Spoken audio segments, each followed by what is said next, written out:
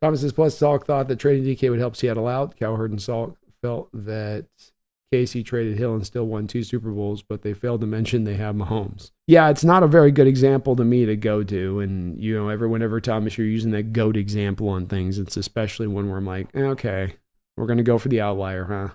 We're going to go for the outlier that's almost impossible to duplicate. And that's the thing. It's guys like a Salk or guys like I'm not surprised Salk and Cowherd both have this outlook and take on it. Where it's again this the proverbial player you'll get, the daydreaming player that you have that you think you're going to pull in here for the returns are going to outweigh. It's also 2 different scenarios. Tyreek Hill was almost going to be going into being 30 years old when he was moved. DK is 26 years old. We sign DK next year, he'll be 27. It won't be the same parameters of a time frame in signing him to that new deal. It'd be like him going through another deal, and then that would be an equivalency for a timeline on the Tyreek Hill deal where you're going, okay, we're a little worried now as he's getting into his 30s, this is not going to sustain. So that's just such a tough comparison to draw out in regards to DK. And has the Chiefs receiving core been better for it, losing Tyreek Hill? Looks to me like they've spun through a lot of different extra options. They're trying to find a replacement that can fit the mold there. They've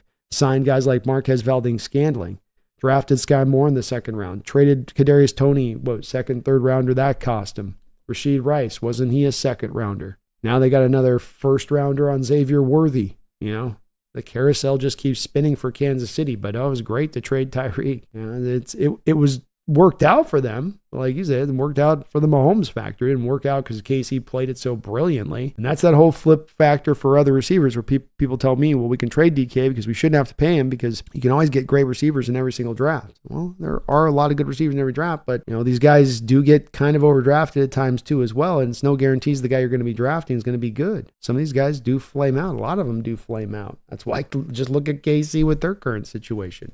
There's no guarantees there on finding the guys that are going to make the replacement just, it'll just work. Meanwhile, you got Lockett due to probably retire in a year. So now it's like, well, got to go find another receiver now. Is that going to be that easy to replace? Are we going to have a team ready to go and we're out there trying to have these young rookie receivers, having a championship caliber team trying to make it work out there because we've made these moves and deals?